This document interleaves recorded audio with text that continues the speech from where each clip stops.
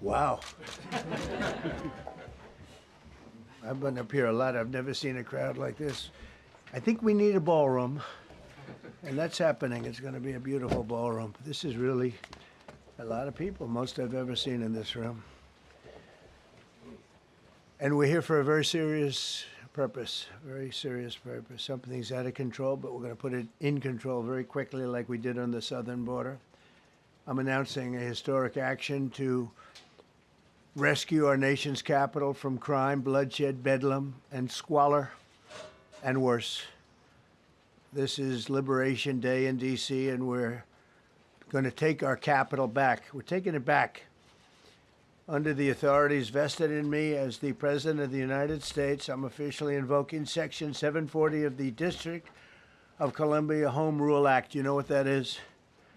And placing the D.C. Metropolitan Police Department under direct federal control, and you'll be meeting the people that will be directly involved with that. Very good people, but they're tough, and they know what's happening, and they've done it before.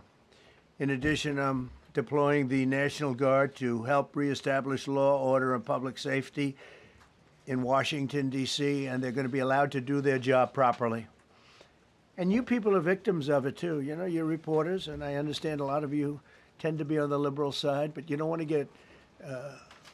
get mugged and raped and shot and killed. And you all know people and friends of yours that happened. And so you can be anything you want, but you want to have safety in the streets. You want to be able to leave your apartment or your house where you live and feel safe and go into a store to buy a newspaper or buy something. And you don't have that now. The murder rate in Washington today is higher than that of Bogota, Colombia, Mexico City, some of the places that you hear about as being the worst places on earth, much higher. This is much higher. The number of car thefts has doubled over the past 5 years, and the number of carjackings has more than tripled. Murders in 2023 reached the highest rate probably ever. They say 25 years, but they don't know what that means because it just goes back 25 years. Can't be worse. Our capital city has been overtaken by violent gangs and bloodthirsty criminals, roving mobs of wild youth, drugged-out maniacs and homeless people. And we're not going to let it happen anymore. We're not going to take it. Just like we did on our southern border. Nobody comes through our southern border anymore. 3 months in a row, we had zero. I don't know if that's right, but the people that do the work, it's a very liberal group of people, actually, and they actually said zero for the last 3 months. Nobody thought a thing like that was possible. And, you know, when you take a look at numbers, I just saw some charts. These are different cities throughout the world. Red is, okay, the red is a place called Washington, D.C. Look at these. Baghdad we doubled up on Baghdad. Panama City, Brasilia, San Jose, Costa Rica, Bogota, Colombia, heavy drugs. Mexico City, I mentioned, Lima, Peru, all double and triple what they are. So do you want to live in places like that? I don't think so. I don't think so. And I think the people in this room, if you wrote correctly, you'd see, look at the kind of numbers we have. D.C., 41 per 100,000, number one that we can find anywhere in the world. Other cities are pretty bad, but they're not as bad as that. Is that where you want to live? The reporters of the world? Juvenile offenders and crimes against persons, as they say. It's getting worse. Not getting better, it's getting worse. And we had a recent indication. There was a story about a man who was just left. He quit because he was asked to do phony numbers on crime. And we're going to look into that. I think Pam is going to be looking into that. But he was asked by the city, I guess, that we don't want to show the real numbers. Let me do numbers so it looks like it's going down. Not going down. And under Biden, it was a disaster. And nobody did anything about it. We're going to do things about it like you wouldn't believe. Every American has a constitutional right to be able to access and petition their government in safety, and countless federal officials and employees likewise have the right to carry out their jobs in peace without being shot. As you know, I lost a very good person a while ago, was shot waiting for his wife. He was in the car. They robbed his car. They shot him. They killed him like it was nothing to it. She was walking to the car. It's a horror show. This issue directly impacts the functioning of the federal government and is a threat to America, really. It's a threat to our country. We have other cities also that are bad, very bad. You look at Chicago, how bad it is. You look at Los Angeles, how bad it is. We have other cities that are very bad. New York has a problem. And then you have, of course, Baltimore and Oakland. We don't even mention that anymore. They're so far gone. We're not going to let it happen. We're not going to lose our cities over this. And this will go further. We're starting very strongly with D.C., and we're going to clean it up real quick, very quickly, as they say. Days ago, a former member of the DOJ staff was savagely beaten by a band of roving thugs after defending a young woman from an attempted carjacking. He was left dripping in blood. He thought he was dead, with a broken nose and concussion. Can't believe that he's alive. He can't believe it. In June, a 21-year-old congressional intern was tragically killed after being hit by a stray bullet in a drive-by shooting. A former Trump administration official named Mike Gill, fantastic person, was murdered last year in cold blood in a carjacking blocks away from the White House. We all knew him. Great person. Waiting for his wife as she was walking to the car. A Democrat congressman was also carjacked at gunpoint not far from the Capitol. And in 2023, an aide to Senator Rand Paul was stabbed in the chest and head by a demented lunatic as he walked down the street, just absolutely for no reason. Horrifically, last July 4th weekend, a 3-year-old girl was shot in the head and killed while sitting in a car near the Capitol. It's becoming a situation of complete and total lawlessness. And we're getting rid of the slums, too. We have slums here. We're getting rid of them. I know it's not politically correct. You'll say, oh, so terrible. No, we're getting rid of the slums where they live. Caravans of mass youth rampage through city streets at all times of the day. There are ATVs, motorbikes. They travel pretty well. Entire neighborhoods are now under emergency curfews. Just this past weekend, gunfire went through, and you saw that, the Navy Yard. I saw it this morning. They saw that they fought back against law. See, they fight back until you knock the hell out of them, because it's the only language they understand. But they fought back against law enforcement last night. And they're not going to be fighting back long, because I've instructed them and told them whatever happens, you know, they love to spit in the face of the police. As the police are standing up there in uniform, they're standing and they're screaming at them an inch away from their face. And then they start spitting in their face. And I said, you tell them, you spit and we hit. And they can hit real hard. It's a disgusting thing. I've watched that for years, for 3-4 years. I've watched them. The police are standing, and they're told, don't do anything under any search. So and you can see they want to get at it. And they're standing there, and people are spitting in their face, and they're not allowed to do anything. But now they are allowed to do whatever the hell they want.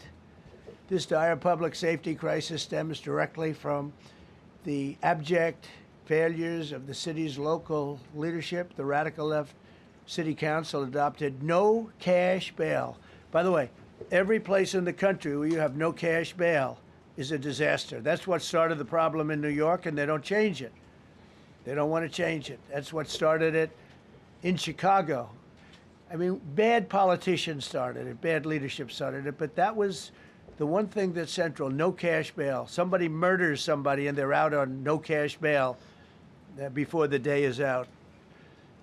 We're going to end that in Chicago, we're going to change the statute. I spoke with Pam and Todd and everybody. We're going to change the statute, and I'm going to have to get the Republicans to vote because the Democrats are weak on crime, totally weak on crime.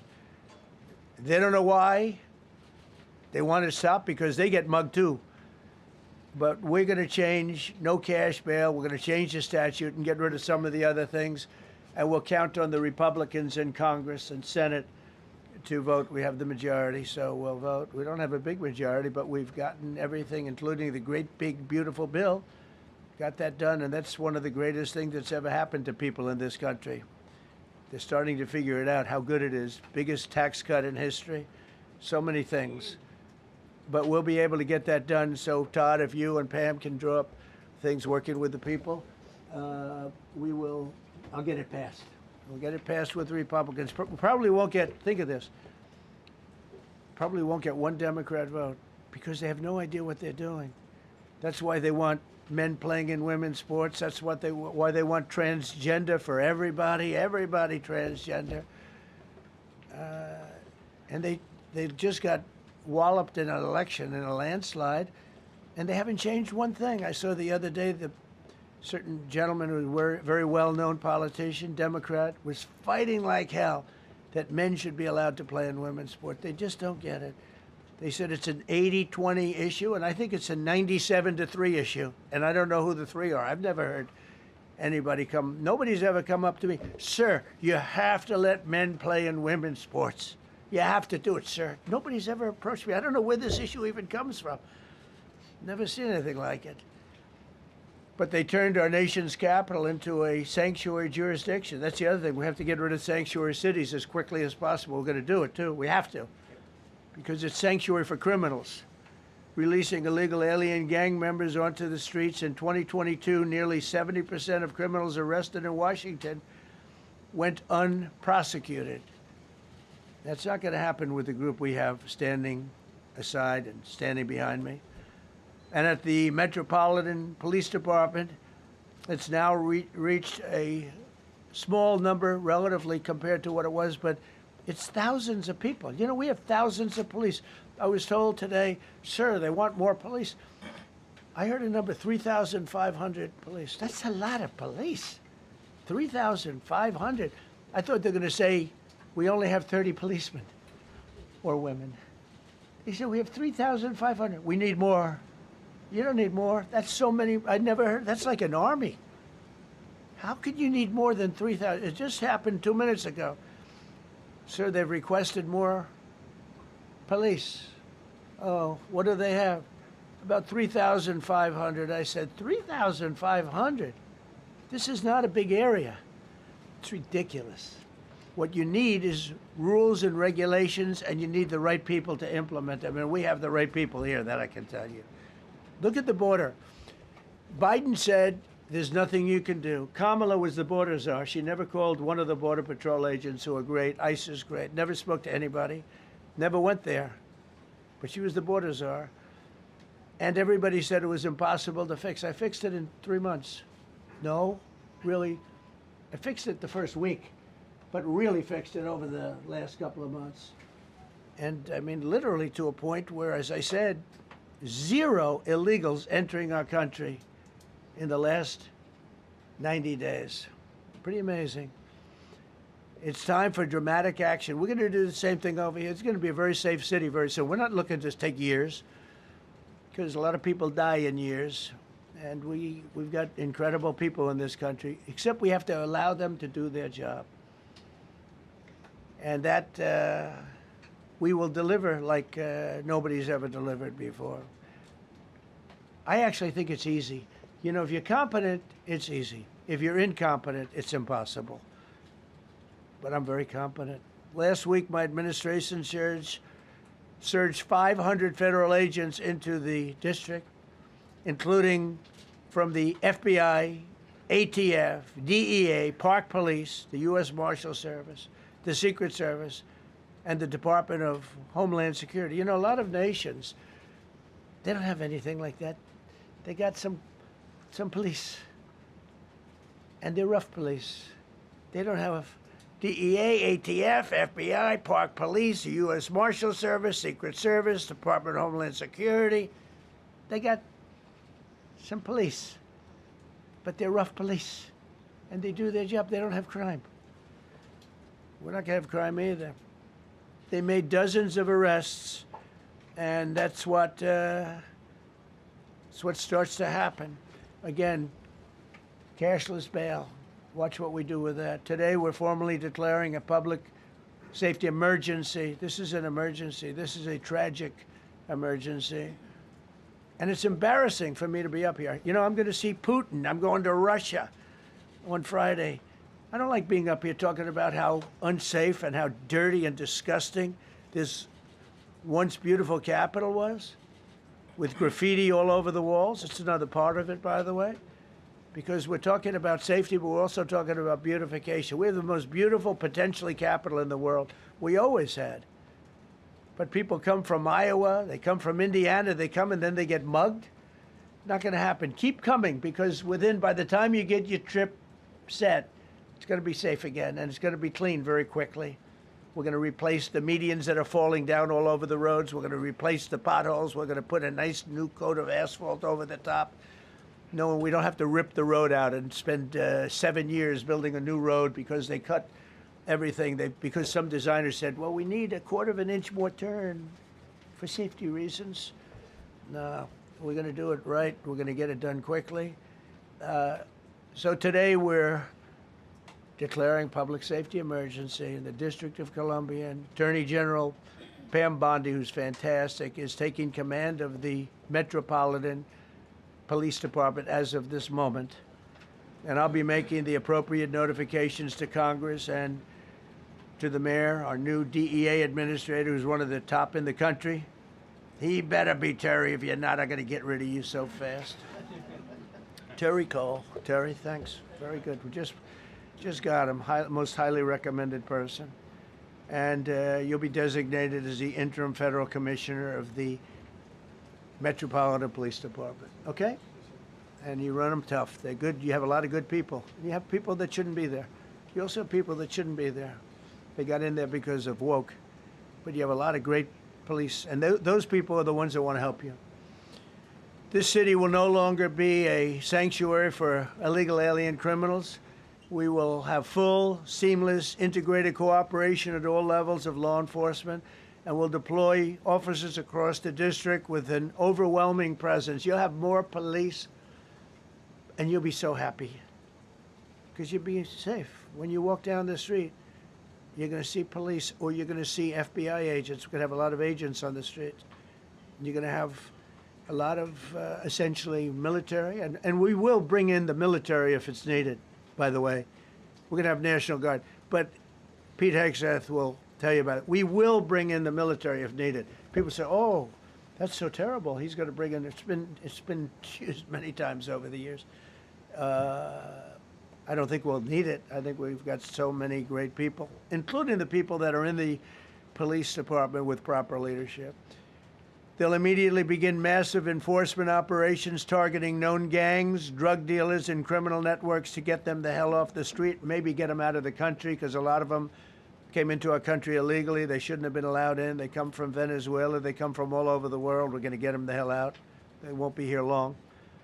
But some of these people, a lot of them, are homegrown criminals. And these are bad people. These are rough people. And this is just a list of some of the people that were given to me today that were criminals removed from the D.C. streets this weekend. They were rough and tough. But we're rougher and tougher. Look at these people here. Nothing, you know.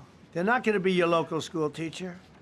Look at this guy. He has killed people numerous times. They're not going to be an asset. They will never be an asset to society. I don't care. I know we all want to say, oh, they're going to be rehabbed. It's not going to be rehabbed. I'm going to ask Doug Burgum to come up and say a couple of words because he's in charge, as you know. He's Interior, but he's in charge of the U.S. Park Police. And I've heard so many great things about the Park Police. They're proud of it. They've been there for a long time. Their families oftentimes grow into the roles. They love the country. They love this area. So, Doug, could you say a few words, please? Thank you, Mr. President. On behalf of the U.S. Park Police, this is the oldest federal police force in the nation. They were formed in 1791 by none other than President George Washington. They've got the awesome responsibility of protecting our nation's most sacred monuments. The National Mall, Washington Monument, Jefferson Memorial, Lincoln Memorial, Statue of Liberty, and out west, the Presidio and the Golden Gate area. These folks have tens of millions of visitors a year, the kind of people that President Trump's talking about that come from around the country and around the world to see our sacred and learn about our history and our sacred monuments. They've been doing a fantastic job, but they are so pleased, the rank and file, that President Trump is now allowing them to enforce the law. As those of you that live in the city may know, that the circles and the triangle parks that are spread throughout D.C. are actually federal park property. So the U.S. Park Police also have responsibility for that. These became littered with homeless camps under the Biden administration. All of you saw that. Since President Trump's executive order on March 27th, making D.C. safe and beautiful again, the U.S. Park Police have removed over 70 homeless camps. And President Trump also talked about beautification. They're stopping and enforcing the laws against graffiti on our monuments. They've removed over 80 specific attacks against our history with graffiti on our monuments. So they continue to do a great job, whether it's in their vehicles, on foot, or on the mounted police that you see around the National Mall. And President Trump, they thank you. The rank and file is so happy to be enforcing the law again. Thank you for your leadership, and they're excited about the announcement you're making today. Thank you. Very good. Great job you're doing. Thank you very much. Pete, could you say something about the military, if you would? Well, Mr. President, it's an honor to be here. And at your direction this morning, we've mobilized the D.C. National Guard. It'll be operationalized by the Secretary of the Army, Dan Driscoll, through the D.C. Guard. You will see them flowing into the streets of Washington in the coming week. At your direction as well, sir, there are other units we are prepared to bring in. Other National Guard units, other specialized units. They will be strong, they will be tough, and they will stand with their law enforcement partners. This is nothing new for DOD. As the President noted, at the border, we've got 10,000 troops down there who've been operating in defense cooperation areas, defense zones, where there's zero illegal crossings because of troops on strikers scanning the border. We've been protecting other people's borders for 20 years. It's about time we protect our own, and we're working with ICE and CBP. In Los Angeles, we did the same thing, working with the California National Guard, working with ICE officers. ICE officers deserve to do their job and not be attacked. We will work alongside all DC police and federal law enforcement to ensure this city is safe, this city is beautiful. And as I always say about President Trump to the troops, he has their back. And my message to the National Guard and federal law enforcement in Washington is, we have your back as well. Be tough, be strong, we're right behind you. Thank you, Mr. President. I'm going to ask Pam, because she's now, as you heard me say, she's really in charge of a lot of what we're talking about. She's done an incredible job. People are going to start to see the fruits of her labor. And Pam, maybe you could say a few words about what we're talking about here. Sure, President. Let me be crystal clear. Crime in D.C. is ending, and ending today. We are going to use every power we have to fight criminals here. President, thank you for caring about our capital. Families come here every summer. Our museums are free. We have the National Zoo. We have the National Gallery. DC should be a place where everyone can come and feel safe. Behind me and to my side, we have some of the best career law enforcement and prosecutors in the country who are ready to take this on. As the President said, Terry Cole is going to be supervising the Metro Police Department. Gadi Serralta, our U.S. Marshal, is going to be supervising command and control, the entire operation. Our Deputy Attorney General, Todd Blanche, and I will be working with them closely, along with our great FBI Director, Kash Patel. Kash is going to talk to you in a minute about what we did in Virginia recently with Governor Youngkin. Many of you covered that, and it was tremendously successful. Not only that, our secret weapon here in D.C. is U.S. Attorney Jeanine Pirro, one of the toughest prosecutors and a former judge, and she is going to be talking about juvenile crime, how it's out of control here, and what she's going to do to fight back. No more crime rampant in our beautiful capital. No more teenage girls beating a disabled man to death.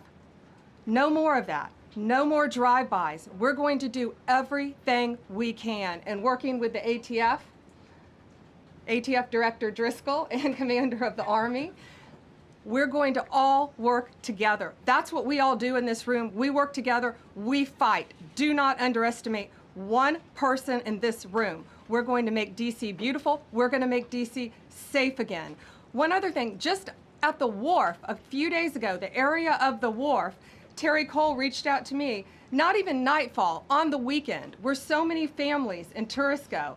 A guy's overdosing from fentanyl on a park bench in the middle of families around. They administered Narcan and saved his life.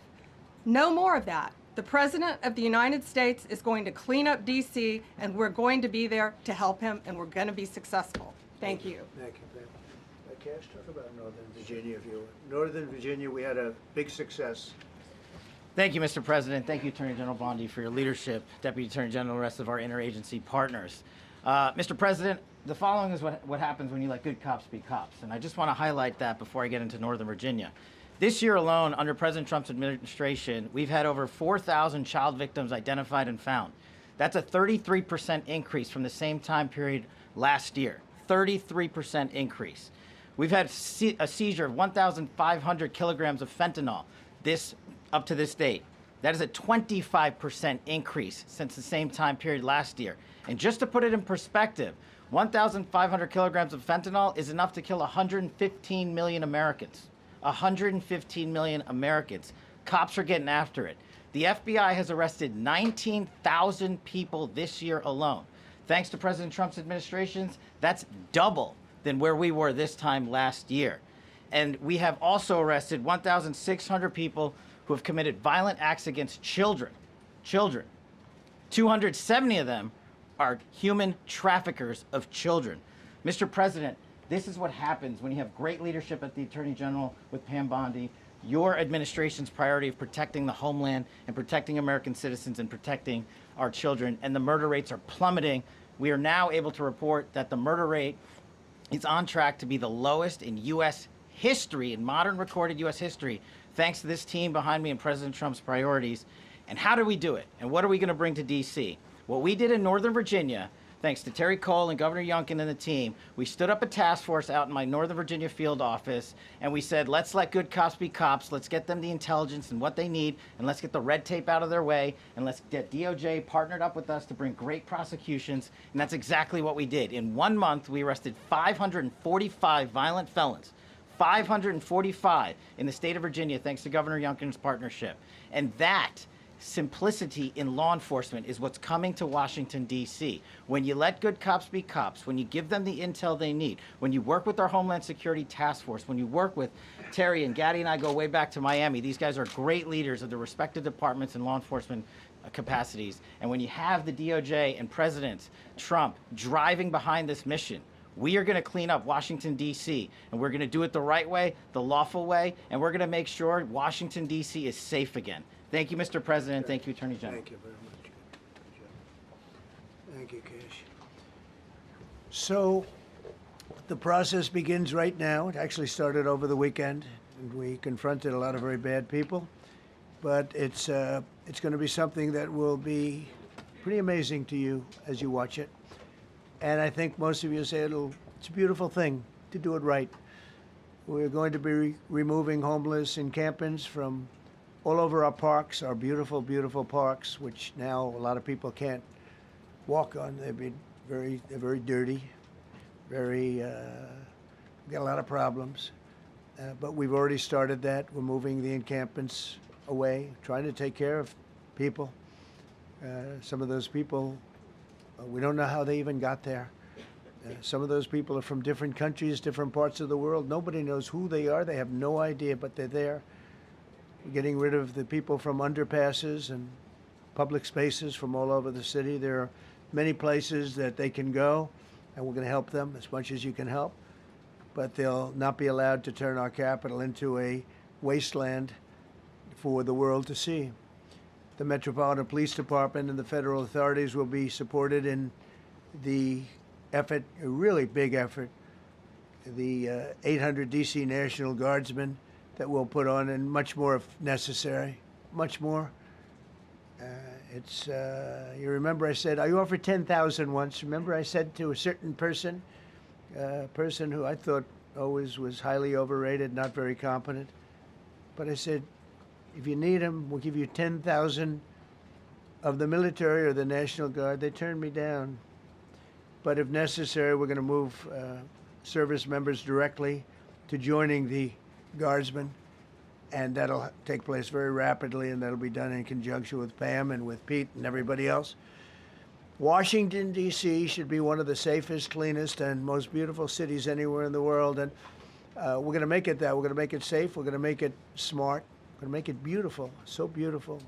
Some of the buildings, we're going to add to it. You see what we've done at the White House. White House is a whole different building. I do that in my part-time because it's a natural instinct as a real estate person. I was very good at that, and I was very good at fixing things up. I like fixing things up. You see what's happening. The marble floors are being reinstalled, renovated, fixed. The whole place is becoming very beautiful. We're going to be adding a magnificent ballroom, most beautiful ballroom, I think, anywhere. We need it. I would have certainly loved to have had it today. I think we would have filled it up. A lot of you are standing outside, can't get in this room. I have never seen the room like this, which tells me that you want to talk about, I mean, this was a D.C. news conference. It tells me that you want to talk about crime in D.C. and beautification of D.C., but I'm going to put that, that's easy. And I think, frankly, fixing the crime with the pros, fixing the crime is easy, too. A person who I've known for a long time, and she's been incredible. She was a fantastic, one of the best ever district attorneys in New York. She was in Westchester, and she became a judge, very successful judge. And then she went into showbiz because she was such a good DA and such a good judge, tough judge, but fair, always fair. Nobody ever complained about that, but she was tough. And because of that and her reputation, she went into showbiz. So a lot of people don't, you know, they think of Janine as showbiz. Actually, showbiz was not her thing. It was, and she did great. She was on, along with a couple of other of my friends, on the #1 show. And she did great, but this is what she loves doing. This is really her baby. What she's going to do is going to be incredible. And I'd like to speak for just a few seconds on what she has in mind, what she wants to do. We're going to be appointing some judges. You know, we have some open spots, and we're going to take people, because the judges are letting killers out. They just say, go, that's okay, don't worry about it. So we're putting some, Pam recommended, Todd recommended, some judges that are great. Janine recommended. Janine's given me 3 great candidates already. We have about 10 open spots, and we could probably create some more. We need them. Janine, would you say a few words, please? Thank you very much, Mr. President, and thank you, Madam Attorney General, and to all my partners here. We all want the same thing. We all want a safe city. We want a safe capital. We want to be able to bring our families here. We want to be able to come and enjoy the history that makes this place great. And unfortunately, we are not in that position right now. And Mr. President, I want to thank you for taking the step that we need right now to make criminals understand that they are not going to get away with it anymore. And I'm not going to stand here and go over and over the cases. But what I can tell you is this. I see too much violent crime being committed by young punks who think that they can get together in gangs and crews and beat the hell out of you or anyone else. They don't care where they are. They can be in DuPont Circle, but they know that we can't touch them. Why? Because the laws are weak. I can't touch you if you're 14, 15, 16, 17 years old and you have a gun. I convict someone of shooting another person with an illegal gun on a public bus in the chest, intent to kill. I convict him. And you know what the judge gives him? Probation. Says you should go to college. We need to go after the D.C. Council and their absurd laws. We need to get rid of this concept of, no cash bail. We need to recognize that the people who matter are the law-abiding citizens. And it starts today. But it's not going to end today, because the president is going to do everything we need to do to make sure that these emboldened criminals understand we see you, we're watching you, and we're going to change the law to catch you. And my final note is this. These kids understand that the jurisdiction is through the state attorney general, Brian Schwab. I did a poster of the young man from Doge who was beaten bloody with a severe concussion, a broken nose. And then I did a poster of what happens to those kids, because I can't arrest them, I can't prosecute them. They go to family court and they get to do yoga and arts and crafts. Enough. It changes today. Thank you, Mr. President. Thank you, Jim. You're welcome. Great job. Thank you. If I could, I just signed some executive orders. I'd like to have Will please come up, and we'll let the people know what we signed. Do you want to put them down? Yes, sir. Go ahead. A short while ago in the Oval Office, President Trump signed 2 crucial executive actions to deal with the emergency crime conditions we currently face in the District of Columbia. The first of these was an executive order, as President Trump said before, invoking his powers under Section 40 of the Home Rule Act to take federal control of the D.C. Metropolitan Police Department. Along with that executive order, President Trump signed the statutorily required notification letters to Mayor Bowser and to the relevant House and Senate committee leaders. The second major executive action that President Trump signed was a presidential memorandum directing the Secretary of Defense to utilize the National Guard to address the conditions we see on our streets here in D.C. It also authorized the Secretary of Defense to work with state governors to utilize their National Guard units if necessary as well. These are bold, decisive steps intended to combat the out-of-control crime conditions we've seen on D.C.'s streets for far too long, and I, for one, am deeply proud to be part of an administration that's finally coming to terms with these issues, sir. Thank you very much. Sir. Thank you. So, just to conclude, Washington, D.C. should be one of the safest, cleanest, most beautiful places anywhere in the world. It was years ago. We had one problem that was a pretty big problem.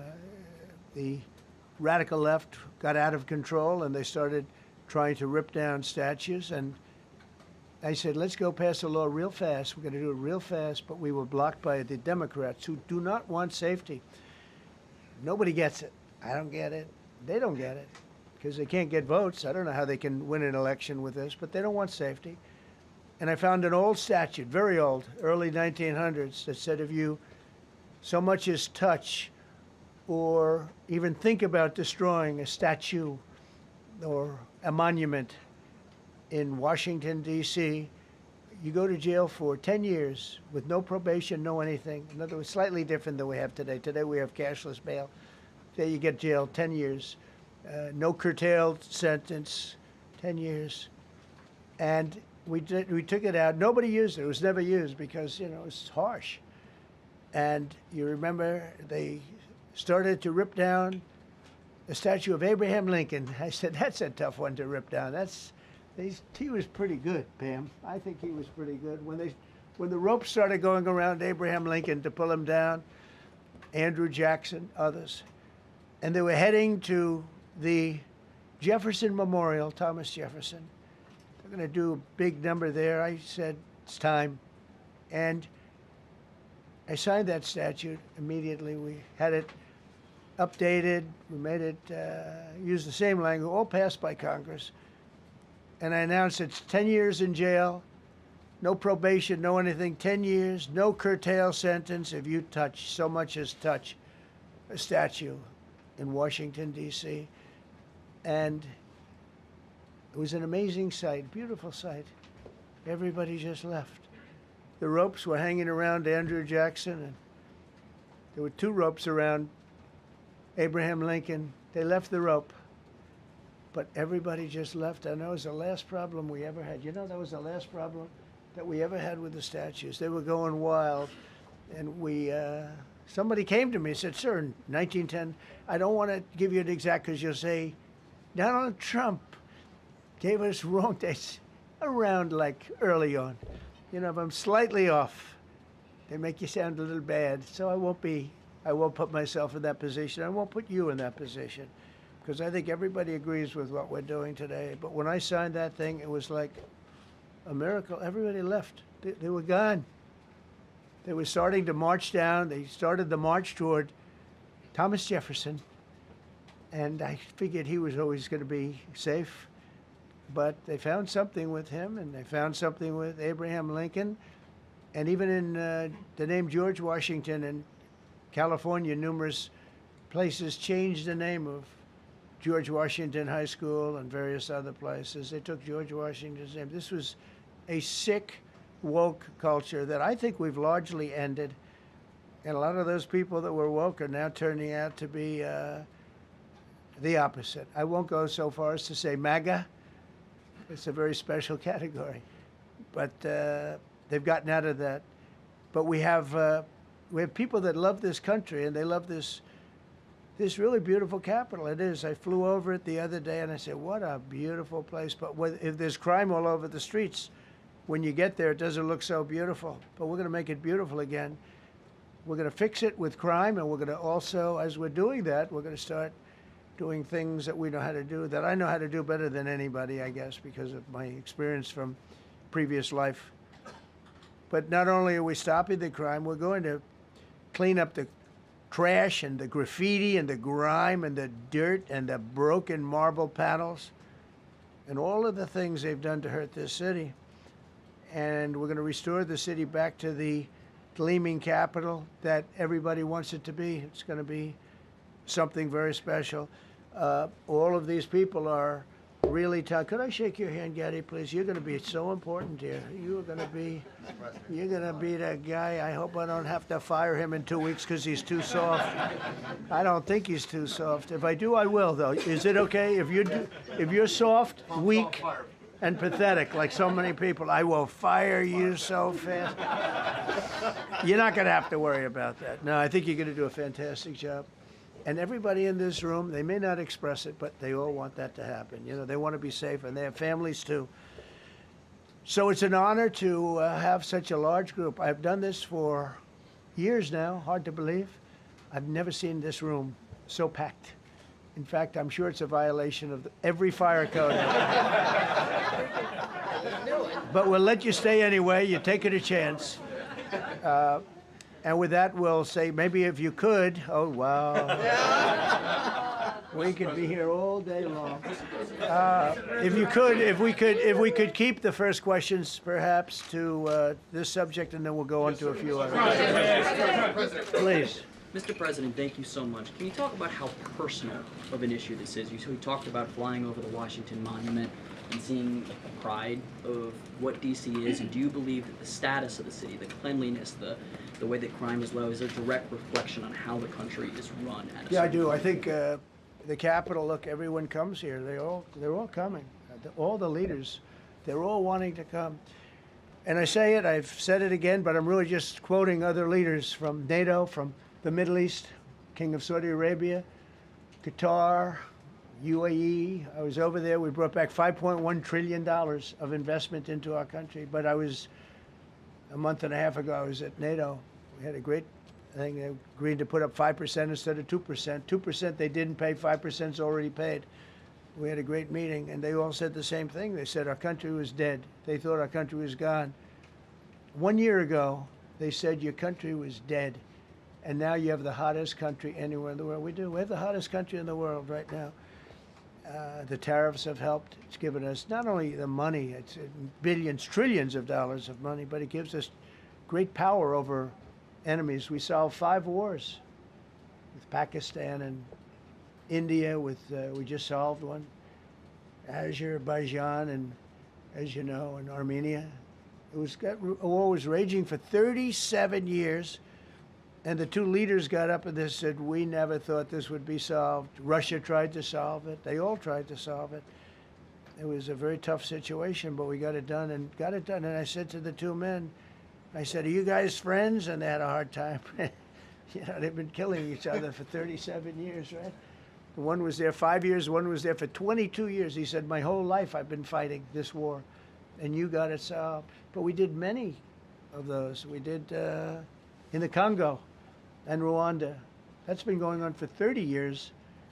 8 to 9 million people killed that they know of, but it was raging, and we got that solved. We got a lot of them done.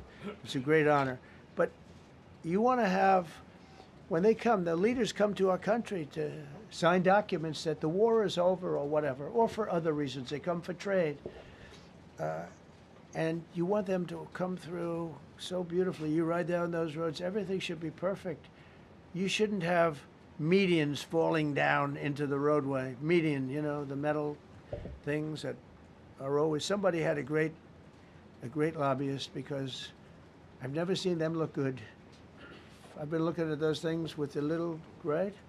They're always broken and bad, but here they're really bad. And we're going to either put new or fix it, and it's not expensive. It's not really expensive. And we're going to fix our roads a little bit. We're going to clean up our sidewalks. You have countries where every Saturday the people go out and they wash their sidewalks in front of their stores or their houses. They scrub their sidewalks. So we aren't quite at that level yet, I don't think, Gaddy. We're not quite there yet, but maybe we will. They go out and they scrub. I think it's so beautiful to hear that and to see those stories. But we're going to make it clean. But just to finish with your question, it's a very, very strong reflection of our country. And when they see a bad city, you know, my father always used to tell me, I had a wonderful father, very smart, and he used to say, son, when you walk into a restaurant and you see a dirty front door, don't go in, because if the front door is dirty, the kitchen's dirty also. Same thing with the Capitol. If our Capitol's dirty, our whole country is dirty, and they don't respect us. So it's a very good question, actually. Mr. President, sorry. Question for you on the specific issue. Do you expect more cities to follow DC's path if this goes through? So the idea is that Chicago, LA, San Francisco, would they expect similar action what we've seen in DC? And the other question, sir, there's reporting that the administration is going to reclassify marijuana. Would that send mixed messages that if marijuana is okay, some drugs are okay, but we're trying to clean up crime? How do they go hand in hand? We're only looking at that. That's early, but you know, somebody reported it, which is fine. We're looking at it. Some people like it. Some people hate it. Some people hate the whole concept of marijuana because if it does bad for the children, it does bad for people that are older than children. But we're looking at reclassification, and we'll make a determination over the next, I would say, over the next few weeks. And that determination hopefully will be the right one. It's a very complicated subject, you know, the subject of marijuana. I've heard great things having to do with medical, and I've had bad things having to do with just about everything else. But medical and, you know, for pain and various things, I've heard some pretty good things, but for other things, I've heard some pretty bad things. The other part of your question, I mean, we're just going to see what happens with it all. You're going to have, we're going to have a tremendous success in what we're doing. Other cities are hopefully watching this. They're all watching, just like everyone's watching here.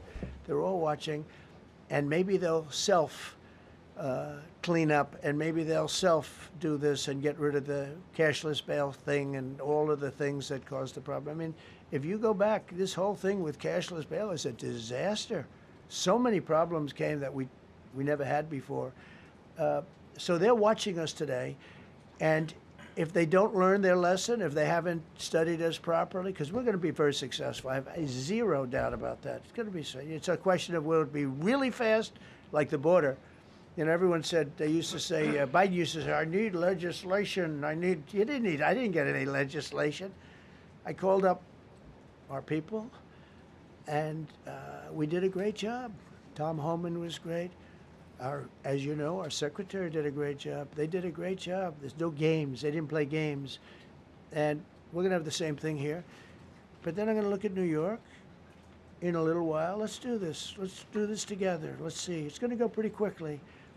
And if we need to, we're going to do the same thing in Chicago, which is a disaster. We have a mayor there who's totally incompetent. He's an incompetent man. And we have an incompetent governor there. Pritzker's an incompetent. His family threw him out of the business, and he ran for governor. And now I understand he wants to be president. but I noticed he lost a little weight, so maybe he has a chance. You know, you never know what happens. But Pritzker's a gross incompetent guy, thrown out of the family business. But when I look at Chicago and I look at L.A., if we didn't go to L.A. 3 months ago, L.A. would be burning like the part that didn't burn. If he would have allowed the water to come down, which I told him about in my first term, I said, you're going to have problems. Let it come down. We actually sent in our military to have the water come down into L.A. They still didn't want it to come down after the fires. But that was it. We have it coming down. But hopefully L.A.'s watching. That mayor also. The city's burning. They lost like 25,000 homes. I went there the day after the fire. You were there. And I saw people standing in front of a burned down home. It was, their homes were incinerated. They weren't like, even the steel was literally, it was all warped and literally disintegrated because of the winds and the flame and the whole thing. It was like a blowtorch. They were standing on this beautiful day, maybe a couple of days after. We gave it a little time because what they had suffered. Almost 25,000 homes. And you see what's happening now. They didn't give their permits. I went to a town hall meeting. I said, we're going to get you the federal permits, which are much harder. Almost immediately, Lee Zeldin is a star. He did an incredible job. They have all their federal permits. They don't have their city permits. And the mayor said to me, we think we could have them in 2 years. I was walking down the street, and I met with firemen and police. And I was saying hello to many people that were standing in front of their homes with yellow tape. You can't go in. You can't go onto the lot. And those people wanted to start rebuilding their homes then and there. And the mayor said, we should be able to get them the permits within 2 years. I said, that's a shame. 2 years? Are you kidding? I'm going to get them the federal permit like almost immediately. 2 years. And she drew it back. Well, maybe 1 year. The place was booing her out of the place. They don't have their permits to build their homes. And now they're talking about putting, this is among the most beautiful areas was in the country. Now they're talking about putting low-income housing there. Can you believe this? I love low-income housing. I made money with low-income housing. I built low-income housing. I know more about low-income housing and luxury housing. I know about everything real estate. They want to replace some of those homes with low-income housing. They haven't gotten their permits yet. We've gotten all the federal permits, which are much tougher to get, and it was done almost immediately through Lee Zeldin and Federal Environmental. And I watched the other day, those people are angry. And now, you know, they had tremendous, they loved that area. They loved the whole big area, different places, but they loved it. It was all luxury stuff and beautiful stuff, and some wasn't that luxury, but the level of love for that neighborhood, their neighborhoods, was incredible. And you know what? I watch people on television, they want to go, they want to leave. They've lost their spirit, they've lost their heart, because the mayor's incompetent, and Gavin Newsom is incompetent. He's got a good line of bullshit, but that's about it. He's incompetent. And you have Los Angeles is, you know, it's amazing. You know, I called, the first thing I did, I got the Olympics to go there. I was the one that got it. And by a rare thing that happened, I'll be the president. I was very upset because I got the Olympics there, and I said, I won't be president when it comes. But bad things happened, and illegal things happened, really illegal things happened. Now it turns out one good thing was I'm going to be the president for the Olympics for 2050, for 250, which is going to be fantastic, and also for the World Cup. So we have a lot of good things, and I hope 250 is going to be, the 250th anniversary is going to be the best. But when I looked at those people, and I saw last night on television that they still don't have their permits, it's a disgrace what's happened in Los Angeles. Yeah, thank you. The China tariff deadline is tonight. Do you plan to extend that? We'll see what happens. China's been, we've been dealing very nicely with China, as you probably have heard. They have tremendous tariffs that they're paying to the United States of America. And we'll see what happens. They've been dealing quite nicely. The relationship is very good with President Xi and myself. President, you mentioned your upcoming meeting with President Putin. Can you tell us what you hope to get out of that and whether you'll consider inviting President Zelensky to join? So you have to understand, this is a war that should have never happened. This is a war that wouldn't have happened if I were president. It would have never happened. It was the apple of his eye. I got along very well with President Putin. But if you look, under President Bush, they took a lot of territory. Under President Obama, they took a lot of territory. Under Biden, they essentially took the whole thing. You know, it's just a question of time. Under Trump, you know what they took? Nothing, nothing. I was the one that said, you can't build your pipeline. That was half built. I came in, I stopped the pipeline. It's called Nord Stream 2. Nobody knows that, you know. Nobody ever heard of Nord Stream 2. You might have not even heard it. Biggest pipeline in the world. I stopped it.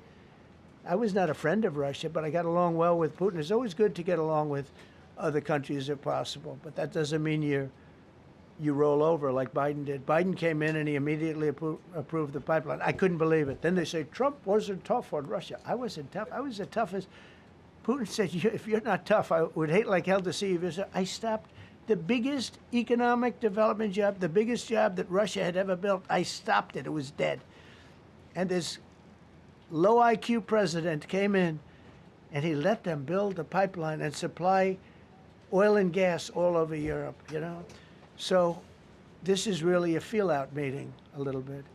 And President Putin invited me to get involved. He wants to get involved. I believe he wants to get it over with. Now, I've said that a few times, and I've been disappointed because I'd have like a great call with him, and then missiles would be lobbed into Kiev or some other place, and you'd have 60 people laying on a road dying.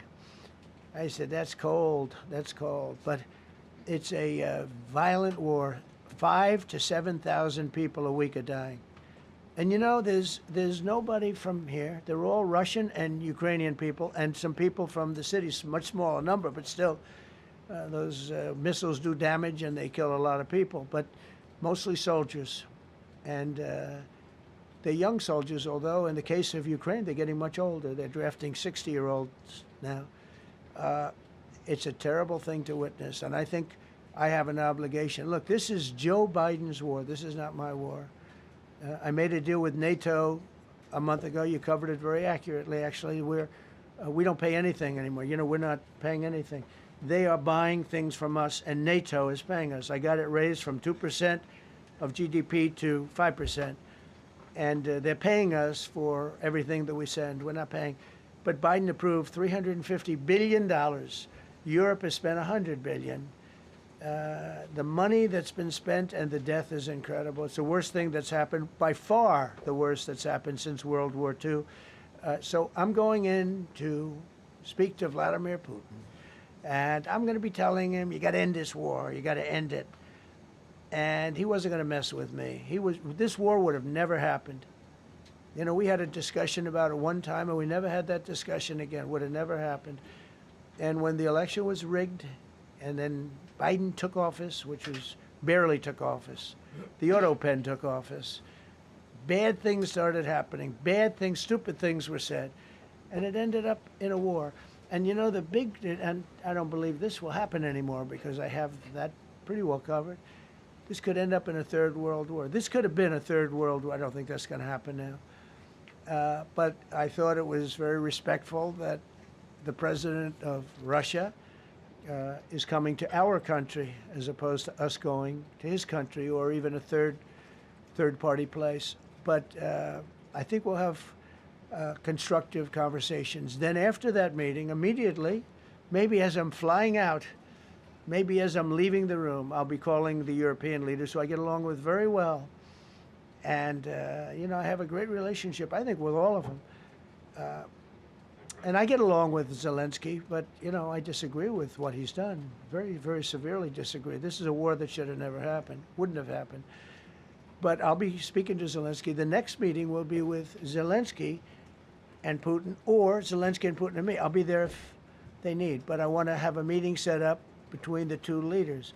I was a little bothered by the fact that Zelensky was saying, well, I have to get constitutional approval. I mean, he's got approval to go into war and kill everybody, but he needs approval to do a land swap because there'll be some land swapping going on. I know that through Russia and through conversations with everybody to the good, for the good of Ukraine. Good stuff, not bad stuff. Also, some bad stuff for both. So there's good and there's bad. But it's very complex because you have lines that are very uneven. And there'll be some swapping. There'll be some changes in land, and the word that they will use is, they make changes. We're going to change the lines, the battle lines. Russia's occupied a big portion of Ukraine. They've occupied some very prime territory. We're going to try and get some of that territory back for Ukraine. But they've taken some very prime territory. They've taken largely ocean, in real estate we call it oceanfront property. That's always the most valuable property. If you're in a lake, a river, or an ocean, it's always the best property. Well, Ukraine, a lot of people don't know that Ukraine was largely 1,000 miles of ocean. That's gone. Other than one small area, Odessa, it's a small area. There's just a little bit of water left.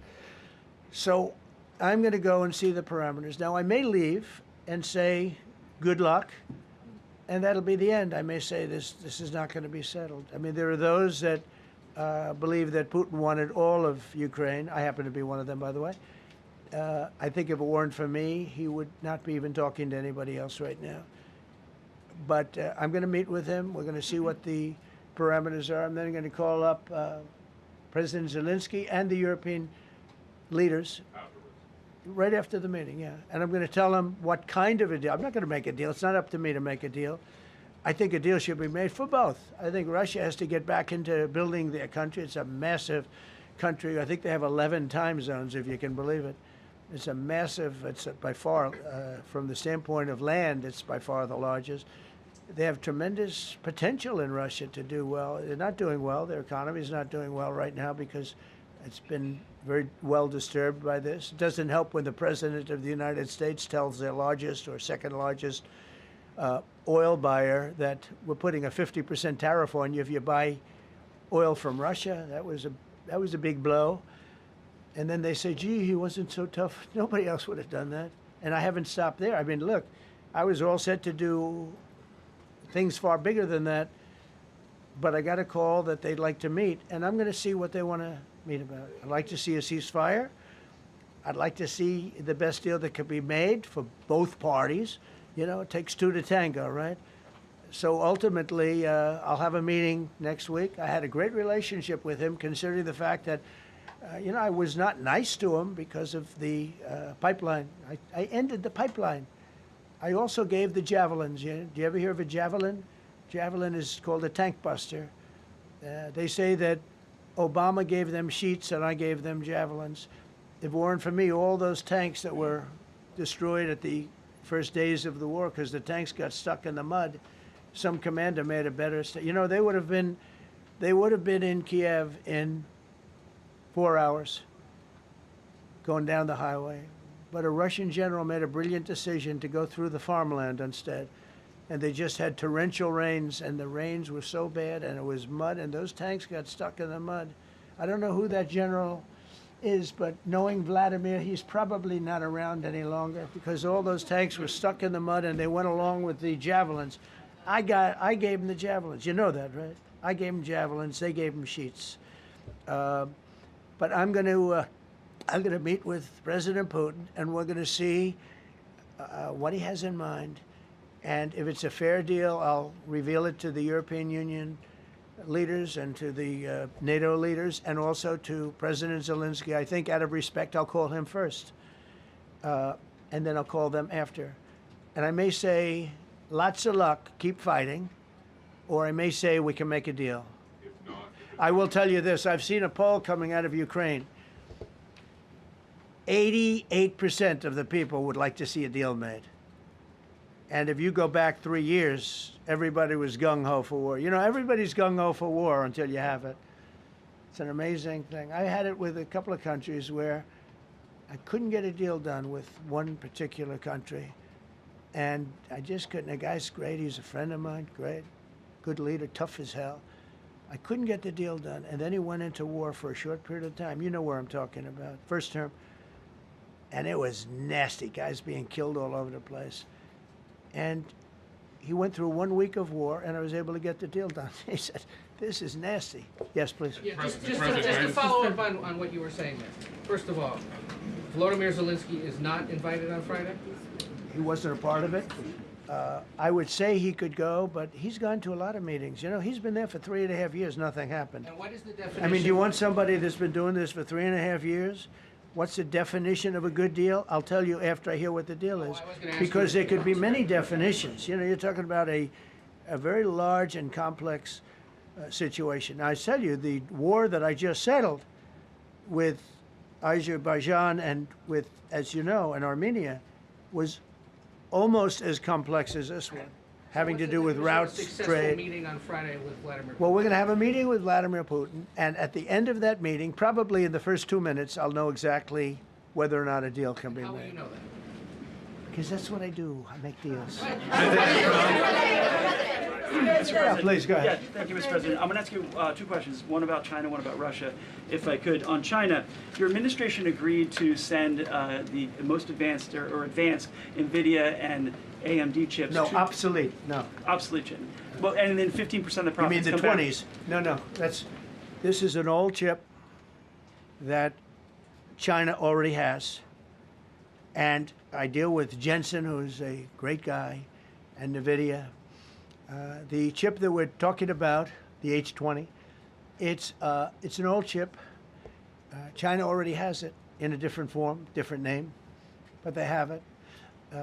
Or they have a combination of two will make up for it and even then some. Now Jensen's a very brilliant guy, and Jensen also has a new chip, the Blackwell. Do you know what the Blackwell is? The Blackwell is super duper advanced. I wouldn't make a deal with that, although it's possible I'd make a deal, a somewhat enhanced in a negative way Blackwell. In other words, take 30% to 50% off of it. But that's the latest and the greatest in the world. Nobody has it. They won't have it for 5 years. But the H20 is obsolete. You know, it's one of those things. But it still has a market. So I said, listen, I want 20% if I'm going to approve this for you, for the country, for our country, for the U.S. I don't want it myself. You know, every time I say like 747, I want, yeah, for the Air Force. So I just wanted, so when I say I want 20, I want for the country. I only care about the country. I don't care about myself. And he said, would you make it 15? So we negotiate a little deal. So he's selling a essentially old chip that Huawei has a similar chip, a chip that does the same thing. And I said, good, if I'm going to give it to you, because they have a, they have a stopper, what we call a stopper, not allowed to do it. It's really known as a restrictive covenant. And I said, if I'm going to do that, I want you to pay us as a country something, because I'm giving you a release. I released them only from the H20. Now, on the Blackwell, I think he's coming to see me again about that. But that will be a unenhanced version of the big one. Like, I don't know if you know it, we will sometimes sell fighter jets to a country, and we'll give them 20% less than we have. Do you know what I mean, right? That's the same. So on Russia, do you see a time, Mr. President, when there could be normal trade between the U.S. and Russia? Should your meeting go well, should there be peace? I do, yeah. Russia has a very valuable piece of land. If Vladimir Putin would go toward business instead of toward war, it's a warring nation. That's what they do. They fight a lot of wars. A friend of mine said Russia's tough because they just keep on fighting. They beat Hitler, so did we. And they beat Napoleon. They've been doing this for a long time. I asked a question to a very, very smart man that some people like and some people don't like. Viktor Orban, right? From Hungary, the head of Hungary. And he's in that same area and knows the two countries very well. I said, this was before Biden didn't do anything to get us out of it. He could have gotten us out of that. It would have never happened. I said, so can Russia be beaten by Ukraine? He looked at me like, what a stupid question. He said, Russia's a massive country, and they win their country and they win their life through wars. They fight wars. That's what they do. He said, China beats you with trade. Russia beats you with war. That was a very interesting statement. China's not beating us with trade, not when I'm in charge. But they were beating Biden with trade, but they never beat us with trade. Don't forget, China had to pay $400 billion worth of tariffs when I was last time. That was last time. And if we didn't have COVID, all of this stuff we would be loaded. We're finding hundreds of billions of dollars of cash is pouring into our country now because of tariffs. And all we're doing is we're doing what they do to us. It's so beautiful to see it. They found last month, as you saw, $25 billion of excess cash flow. They're saying, where did it come from? I said, I'll tell you where it came from. It came from a place called tariffs, and we're doing very well. We're really doing well. But I expect to have a meeting with Putin that I think it'll be good, but it might be bad. And I'm here for one reason, to get rid of a war that somebody else started. Should have never happened. And if I could end it, great. Complex war, a lot of bad blood, But Zelensky's been there for 3.5 years. So if you put him in a room, now I will say this, ultimately I'm going to put the two of them in a room. I'll be there or won't be there. And I think it'll get solved. Yeah, please be. Thank you, Mr. President. Excuse me, I'm going to suggest, because do you have any other questions on DC? Because I don't want them to be. Wait. These are incredible people. I don't want them to be standing up here on subjects. Does anybody have a question of them? And then you guys can leave. Okay, a question, Brian, go ahead. Thank you, Mr. President. All right. And by the way, this is only on DC, and then they're going to leave because it's unfair to have them stand up here all day long. I Brian. agree. I've got two questions for you. First, about DC. This is personal for me as well. Last year, I was robbed on the streets by one of these teenage thugs. Had a gun, got away with it. Let's talk about the effort that between law enforcement, prosecutors, and judges, because it's a recycling belt. Like, these kids go, they don't fear the police. They know it. If you talk about how we've got to get these judges and put these kids behind bars, right. Adult crimes deserve adult penalties. And my second question, I'll after you answer that, please. You want me to answer? Or whoever wants to take it. Okay. It's real. Do you want me to answer it? Go ahead. Here's the problem. Assuming that they're 17 years, older than 17 years old, I can get the case. If they're under 18 years of age, I can only get the case if it's murder, rob one, rape, or even if they shoot a gun but don't kill you, I can't get it. So the law has to be changed. As the president said, cashless bail. That has to be changed. All right, then, even assuming I get the case, I get jurisdiction, I get a conviction, the D.C. Council has given the judges the ability to give probation on shootings. And so then it's up to them. All of these things, the Youth Rehabilitation Incarceration Reduction Act, and now they want to seal records. So if we work hard, we get a conviction, they want to wipe it out. So that needs all to be changed. Okay, Mr. Question. Pam, would you answer that also? Yeah, and just back to that topic. Let's be clear, though. We're going to charge them, and we're going to track every single thing they do throughout every step of the court process and report back to you and let all of you know what's happening to them. Because the people who are prosecuting them, the judges who are trying them, they also need to be held accountable. Mr. President, you also made the comment. You made the comment you walked out here. This is the most people we've ever seen in this briefing. I've never seen ever, right? Yeah, I've never seen any. Where's Caroline? Where's my superstar? Caroline. Is Caroline in the back? Where's Caroline? Come here, Caroline. Come here, Caroline. Come here. Is she doing a good job, by the way? Come here, Caroline. Is this the largest crowd that you've ever seen? This is definitely the most packed briefing, and I think all of you would agree. I think it's why we need to build a ballroom. Mr. President, I have a better idea. All right, Brian, go ahead. My question is this. You're building the big, beautiful ballroom. Yeah. Could we build a big, beautiful briefing room, updated technology, more seats? I don't want to do that. I don't want you to be comfortable. So no, I don't want to make life comfortable. So look, look. Let's just do this. Let's do this.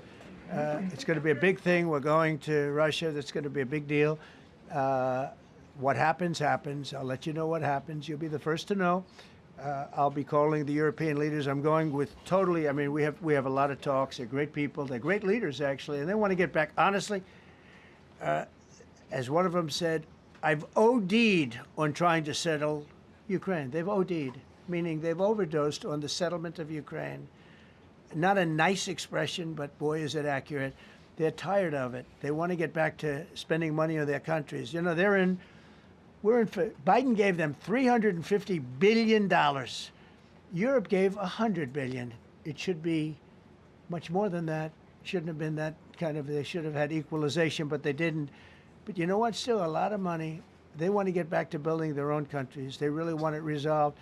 My relationship with the European leaders, as you saw, is extremely good. It's perfect. It's beautiful. Wait. And we're going to try. I'll be in touch with them.